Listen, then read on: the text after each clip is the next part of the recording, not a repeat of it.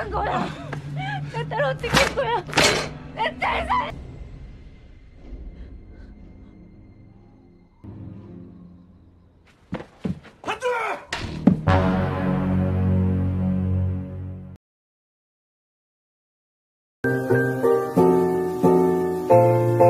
Halo breku semua yang paling cantik dan ganteng rupawan, gimana kabarnya hari ini? Sudah berak? Ketemu lagi dengan saya, Yan Sli. Lagi-lagi saya akan merangkum sebuah film yang berasal dari negara Opa. Tanpa banyak spoiler di awal, langsung saja siapkan posisi seenak mungkin. Dan ini dia, intro.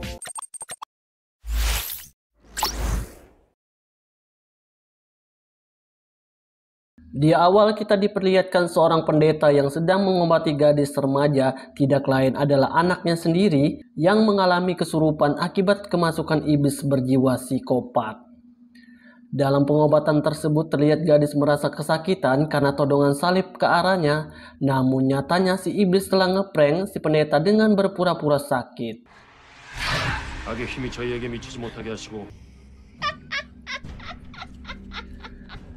Merasa dirinya telah diprank oleh si iblis, pendeta itu pun langsung memegang kepala dan menyimpan salib tepat di dada si gadis, yang membuat si iblis ingin keluar dari tubuh si gadis, namun tidak jadi karena si ibu masuk dengan tiba-tiba.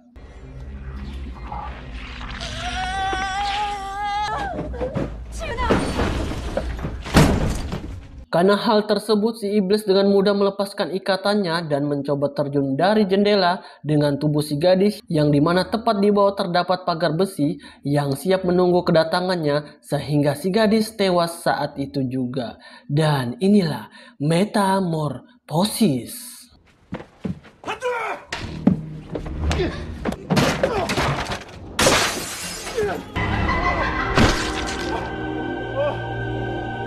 Cerita berfokus pada sebuah keluarga kecil terdiri dari ayah, ibu, dan 3 orang anaknya, di mana mereka mempunyai nama yang susah untuk disebut, sampai-sampai lidah hampir saja tawuran dengan gusi. Beruntung saya dengan cepat menghindarinya, sehingga tergantilah nama mereka semua. Ini si ayah dan si ibu, serta ketiga anaknya masing-masing bernama Saku, Rara, dan yang tertidur bernama Sasuke. Di mana mereka semua sedang berpindah dari rumah lamanya, dikarenakan selalu nunggak membayar kontrakan. 삼촌 때문에 왜 우리가 이사를 가냐고. 박현주. 그러니까 얼마나 골치 아팠는데. Saat sampai di rumah baru, mereka pun sibuk melakukan simpun-simpun perabotan rumah, dan tampak si Kaku tidak suka dengan perpindahan tersebut sehingga dirinya tidak mau untuk ikut membantu. 이사 온 게 좋긴 뭐가 좋냐? 지금 다 짐 옮기는 거 안 보여? 아니야. Malam hari pun tiba. Saat hendak tidur, terdengar suara gerasa-gerusu yang berasal dari rumah tetangganya, yang dimana itu sangatlah meresahkan terdengar di telinga, sehingga si ayah sang suami mencoba untuk menghampiri tetangganya tersebut, namun si ibu melarang mengingat mereka baru saja berada di tempat itu. Hingga dengan terpaksa mereka pun menutup kuping agar bisa tidur kembali. 그냥 이사 온 첫날부터 괜히 시끄럽게 하지 말고. Esok hari pun tiba. Mereka dikejutkan dengan adanya bangkai musang yang tewas secara mengenaskan tergantung tepat di depan jendela rumah mereka. Sehingga saya pun langsung berpikir bahwa si musang tewas gantung diri dikarenakan putus dari pacarnya. Waduh, kok gitu pikiran saya? Karena hal itu juga Saku yang melihat secara tiba-tiba pingsan sehingga dirinya harus dirawat di rumah sakit saat itu juga. 아니야, 올라가 있어, 현주야. 현주야, 잠깐만. 여보. 왔어요? Ketika diperiksa, Saku hanya terkena demam biasa akibat stres yang dialaminya. Ia pun langsung diperbolehkan untuk pulang, dan saat sampai di rumah, si ayah mencoba untuk menghampiri tetangganya, berpikir bahwa semua ini adalah ulahnya. Dan saat sampai di depan pintu, si ayah dengan kurang ajarnya masuk tanpa sepengetahuan pemiliknya.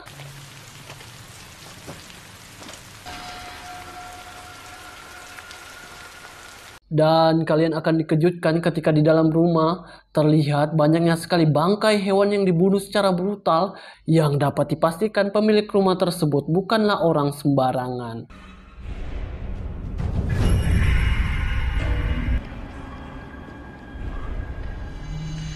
Tak lama kemudian muncullah pemilik rumah tepat di belakang si ayah dengan raut wajah yang begitu menakutkan, apalagi ketika diajak ngobrol, ia enggan untuk menjawab, yang membuat si ayah pergi saat itu juga.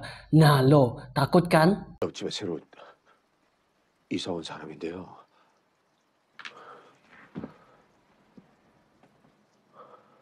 Malam harinya mereka lagi-lagi susah untuk tidur karena suara yang berasal dari tetangganya. Merasa ada yang aneh pada tetangganya itu, si ayah melaporkan hal ini kepada polisi. Dan saat berhadapan dengan polisi, si pemilik rumah baru mengeluarkan suara untuk meminta maaf. Si ayah pun meminta polisi untuk memeriksa seisi rumahnya dan memberitahu bahwa dalam rumah tersebut banyak sekali bangkai hewan yang dilihatnya sore tadi. 집 안에 들어가 보면 다 있어요. 실례지만 들어가 있어요. 아빠. Ketika masuk, si ayah dikejutkan kembali melihat bahwa bangkai hewan yang dilihatnya sore tadi sudah menghilang, yang membuat tuduhan si ayah kepada pemilik rumah tidak terbukti sama sekali. Saat keluar, si pemilik rumah kembali mengeluarkan wajah menakutkan diiringi banyaknya burung gagak tepat di atas rumahnya. Apakah ini burung gagaknya Crow Zero? 잘못 인정하지 않았다고 하시는데 뭐가 자꾸 있다는 거예요?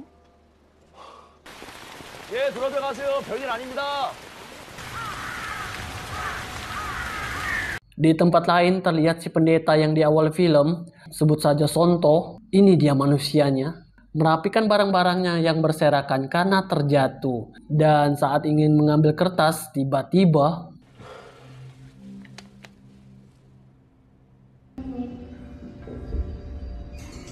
ya, ia kedatangan mendiang anaknya yang telah tewas dengan diiringi hujan darah sehingga film ini kelihatan sedikit menakutkan. Dan ternyata semua yang kita lihat tadi hanyalah mimpi buruk Sonto, tidak pakai loyo.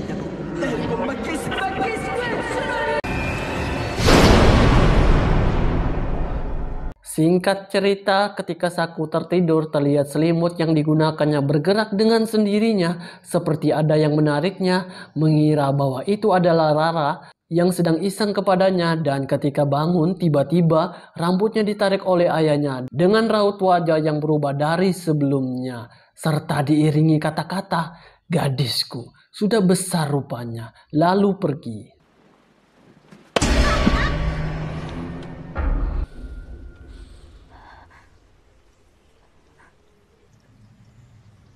우리 딸 잘 컸네.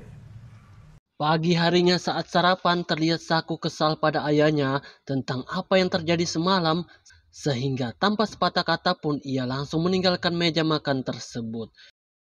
Dan saat ingin makan, giliran si ibu bersikap aneh dengan marah-marah karena sang anak Sasuke mengkritik bahwa telur yang ia goreng asin. Sehingga mereka semua merasa keheranan sampai-sampai Sasuke menangis akan sikap ibunya itu. 엄마가 괜찮다고 하면 잔말 말고 처먹을 것이지 어디서 반찬 투정이야. Sepulang kerja, si ayah menghampiri istrinya si ibu yang sedang asik menonton acara TV Sinema Yansli, langsung menanyakan kenapa ia marah-marah pagi hari saat sarapan. Mendengar hal itu, si ibu tidak mengerti apa yang telah dikatakan si ayah karena ia pagi-pagi sudah berangkat pergi ke pasar untuk membeli sayur, yang membuat si ayah juga keheranan atas jawaban istrinya, sehingga kita semua bertanya-tanya bahwa siapakah sosok pengganti istrinya tersebut. Nah, ayo, siapa yo? 오늘 아침에 왜 그랬어? 아침에? 나 세정이 만났는데 어제 얘기했잖아 오늘 아침. Di tempat lain, Saku memberitahu tentang kejadian yang menimpa dirinya semalam kepada Rara. Begitu juga dengan melihat sikap ibunya pagi tadi, ia pun mengira bahwa kedua orang tuanya itu sudah menjadi gila. Tak lama kemudian ayahnya masuk dengan ekspresi yang menakutkan dan tiba-tiba 그게 무슨 소리야? ya, mereka pun mendapatkan perlakuan kasar oleh si ayah, sampai-sampai ingin membunuh mereka berdua dengan menggunakan palu beton. Dan ketika akan memukul kepala si anak, terdengar suara si ayah yang asli yang membuat si ayah yang palsu pergi begitu saja.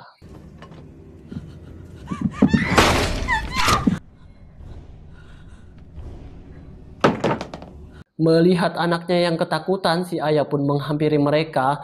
Namun, karena si anak belum mengetahui bahwa ini merupakan ayah yang asli, mereka pun enggan untuk mendekatinya.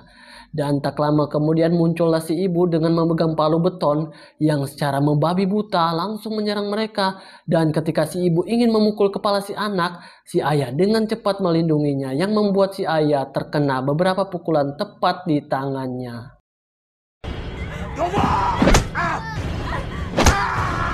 Kemudian si ibu pun pergi begitu saja untuk memasuki kamar tanpa memperdulikan beling yang ada di lantai, sehingga ia pun menginjaknya yang membuat kakinya terluka namun tidak berdarah sedikit pun. Tak lama kemudian datanglah si ibu yang asli yang membuat mereka semua merasa keheranan, sehingga dapat dipastikan yang tadi itu merupakan iblis psikopat.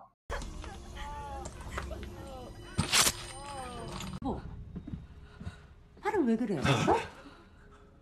Esok hari pun tiba. Karena begitu banyaknya keanehan yang mereka alami, si ayah pun mencoba untuk meminta bantuan kepada pendeta yang tidak lain adalah adik kandungnya sendiri, yaitu Sonto. Namun Sonto enggan membantunya dikarenakan esok ia akan pergi meninggalkan Korea.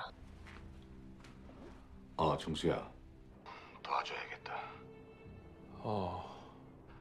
일단 형하고 만나서 얘기하자. 나 오늘 밤에 Setelah memikirkan matang-matang, Sonto memutuskan membantu kakaknya tersebut untuk menghadapi si iblis psikopat yang telah membuat keluarganya hancur. Ia pun menghampiri kakaknya di mana si kakak menceritakan semua kronologi yang terjadi pada keluarganya tempo hari. Karena penasaran, Santo pun menghampiri rumah tetangga kakaknya tersebut. Saat di dalam, Santo melihat apa yang telah dilihat oleh si kakak sebelumnya, serta tewasnya sepemilik rumah, dan dapat dipastikan pemilik rumah yang sebelumnya muncul adalah si iblis.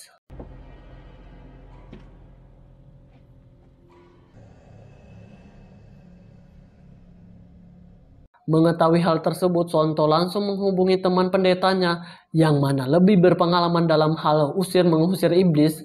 Setelah itu, Sonto memberitahu keluarganya bahwa perlu melakukan pengusiran iblis secepat mungkin. Di sisi lain, Santo secara diam-diam memberitahu kakaknya bahwa sang iblis telah berada dalam tubuh Rara. Terbukti saat ia tidak meminum air suci yang telah Sonto campurkan ke dalam air minumannya. Ia pun meminta si kakak untuk mengawasi Rara, sedangkan ia pergi menjemput teman pendetanya di bandara.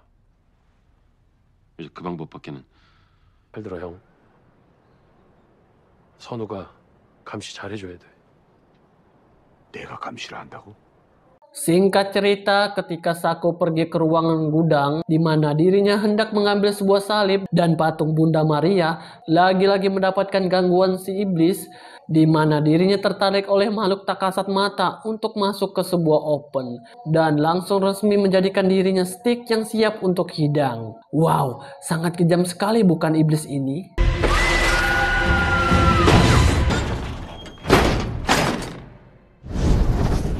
Di tempat lain, Sonto yang telah menjemput teman pendetanya dalam perjalanan mendapatkan gangguan oleh gagak-gagak Crozero yang secara tiba-tiba menyerang, ditambah lagi rem mobil yang ia gunakan blong sehingga membuat mereka semua terjatuh saat itu juga.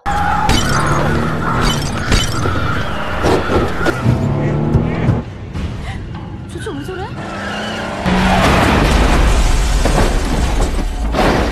Kembali ke rumah di mana si ayah selalu mengingat perkataan adiknya untuk mengawasi Rara. Seketika itu juga Rara muncul untuk mencoba keluar rumah. Tidak mau itu terjadi, si ayah langsung menjedotkan kepala Rara ke pintu yang membuatnya pingsan. Dan si ayah langsung mengikat Rara agar tidak bisa untuk kemana-mana sampai sang adik Sonto tiba. 뭐 하는 거야?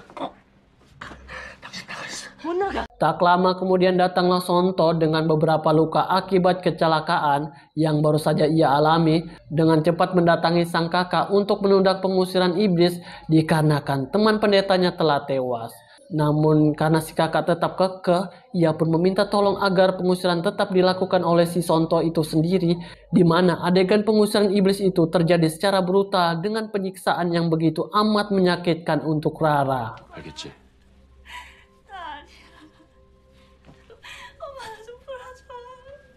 이러니 이때 de etati fit sut sirk mauk. Maluma. Mai tiết Exxon.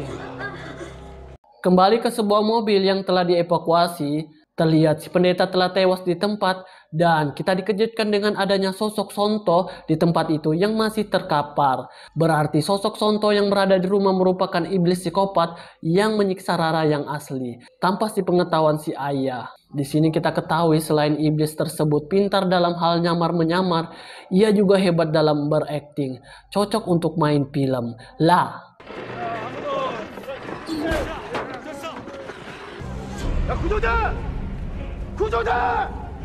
singkat cerita, terlihat si ibu tidak tahan melihat anaknya dalam mode penyiksaan. Ia pun meminta si ayah agar segera menyudahi hal tersebut. Namun lagi-lagi si iblis mengganggu pikiran si ayah yang membuatnya berpikir bahwa sosok istrinya sekarang adalah jelmaan dari iblis. Sehingga si istri mendapatkan hantaman tepat di kepalanya yang membuatnya pingsan saat itu juga. 너 최명주. Tak lama kemudian si ayah baru menyadari bahwa sosok Sonto adalah jelmaan iblis yang asli. Ia pun langsung menyerangnya, namun dengan sekali tamparan si ayah langsung terkapar tak berdaya. Sehingga di saat si iblis ingin membunuh si ayah, datanglah Sonto yang asli langsung mengucapkan doa yang membuat si iblis menghilang begitu saja. 도망가!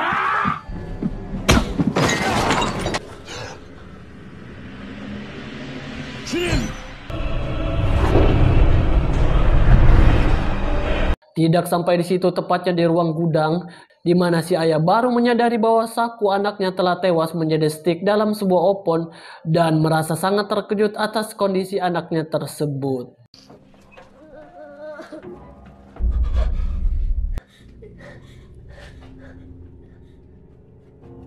Saat itu juga muncullah Rara di belakang mereka yang merupakan jelmaan dari si iblis. Sontak Sonto yang mengetahui hal tersebut langsung membuka semacam cermin, entah apa namanya, yang jelas itu membuat si iblis merasa kesakitan dan menunjukkan sosok aslinya.